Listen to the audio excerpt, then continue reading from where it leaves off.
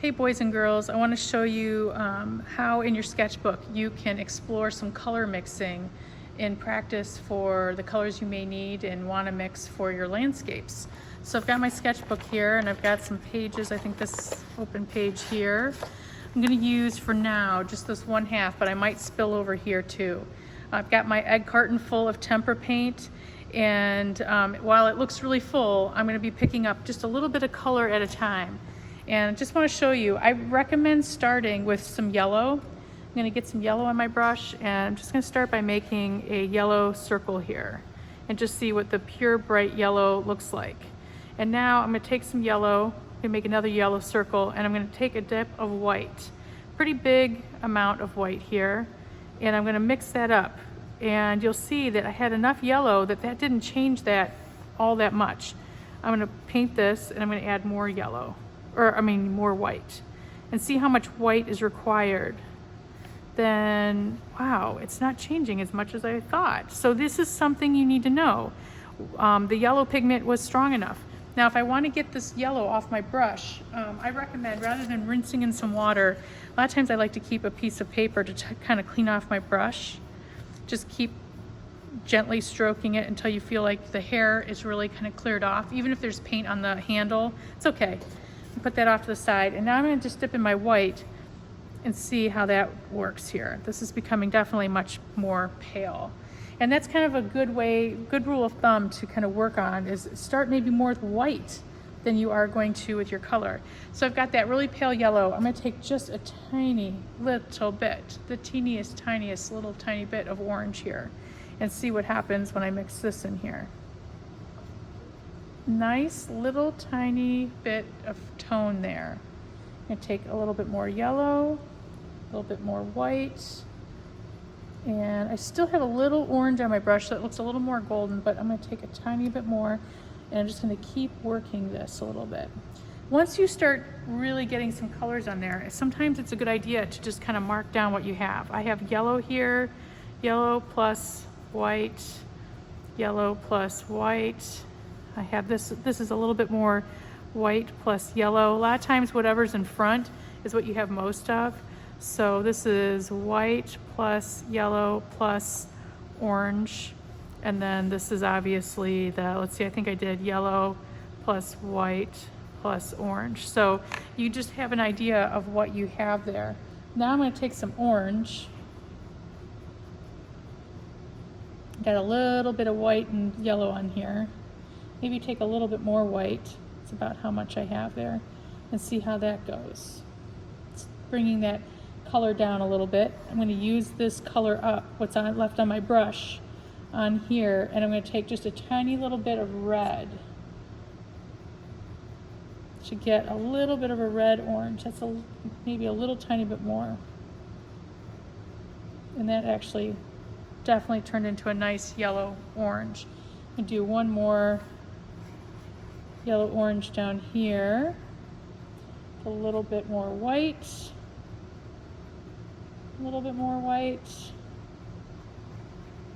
And it's not a big scoop that I'm doing, I'm just doing some little tiny dips of the brush.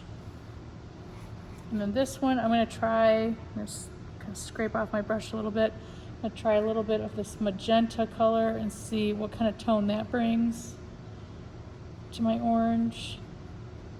So before I forget, I'm going to do orange plus white, orange plus white plus red, orange plus white plus, this was a little bit of red, this is orange plus white plus magenta.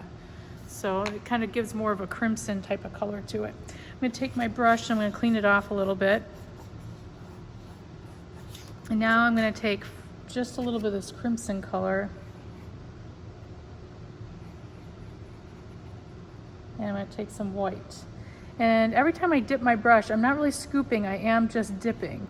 But most of the time, especially when you're doing a landscape, all these bright colors, and think about what a landscape looks like. A landscape's outside and there is tons and tons of light on the land. So you want to make sure that you're accounting for adding some lightness to these colors that are really, really bright. So I've got that kind of magenta color there. I'm gonna take a tiny little bit of purple. Let's see what happens to that. A little bit more purple. So you want to explore with the white for sure. I'm going to take a little bit more purple here. That's a good color. Purple, that's a lot of purple and white and magenta, a little bit of purple, white, and magenta. So purple plus magenta plus white. And I'm going to do the same thing there. And then this is magenta plus white, magenta plus white. And obviously if it's darker, I know that there's more magenta. Take a little bit more here. You don't want to puddle, so you're dipping tiny little bits, as I said, tiny little bits at a time to see how these colors mix. Adding a little bit of that blue, kind of like a cobalt blue. And if you want a color to really be pulled out, add some white to it so you can really see the tone of it. You don't need much, but that definitely helped me see what I had there. I'm gonna go with a little bit more of the blue this time. A little bit of white. And that's a nice color. I'm gonna come down here and add a tiny little bit of turquoise. And I haven't had to change my brush yet, but if your paintbrush is just really overwhelmed with color and you can't seem to get it out by painting onto a scrap piece of paper, you may want to just change brushes. This is the kind of paint where I would say change your brush rather than wash it in water, because Tempera likes to slide off of a wet brush unless you really blot it dry really well. But most painters, when they paint with multiple paintbrushes. They want to have the purest color, so they just grab a new brush, one that's really ready to go, because a lot of times a dry brush is ready to go when it comes to painting with this type of thicker paint, acrylics, oils, and even tempera. Take a little bit of green in here. I'm gonna take a little bit more green here to start. Green and more of this turquoise can make a really beautiful color. Kind of like a Van Gogh green. It's one of my favorite colors actually, is a really lightened blue-green color. Just like that. And then kind of got another version of that. I even like it even a little bit lighter. This would be great for a real wispy sky. You can just keep even going and changing the values. I'm going to add a little yellow green to this one.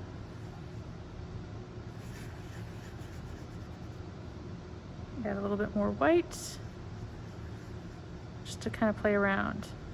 Now, these are all some bright colors, but if you wanted to start mixing some colors that were some browns, over here, I'm going to take my green, my yellow-green color, a little bit more yellow-green, and if I wanted to play around with making some browns, some earthy colors, that's a pretty green. I'm going to take a little bit of this magenta, because there's yellow in that green, and green's opposite is red, and purple is the opposite for the yellow. So I'm getting kind of a good natural color there. Kind of a sandy color, or would be a good tree trunk color, or just a dirt color, mountain color. And then let's see, maybe I'm gonna try a little purple, bring it down a little bit to a deeper tone. That's a good color for a mountain for sure. Let's see, maybe I'll do another. And you think of going darker with some of your browns, but you really don't have to. Like if you notice, I didn't put black in this. Black is such a strong pigment. If you needed to go darker, just take more of the pigment of what you have and see what happens. So this dark blue is kind of adds a nice tone to it as well. That dark blue, and maybe I take a little bit of this green. And that's pretty green. So to kind of balance that blue and green, I'm gonna take some orange. That's definitely gonna make it brown. Definitely. So now I'm gonna add a little bit more here. And honestly, I could just keep going. You can explore with the white for sure, adding lots of white to make things lighter, and just keep adding the pigment if you want it darker. Opposite colors, so the yellows and the purple here, or a little bit of that magenta as well, and then your greens and your reds and magentas and your orange and your blues will make all those browns. So I hope you have fun doing some mixing, but chart it, write down and kind of fill in what you've done, and that will help in the long run. Have fun.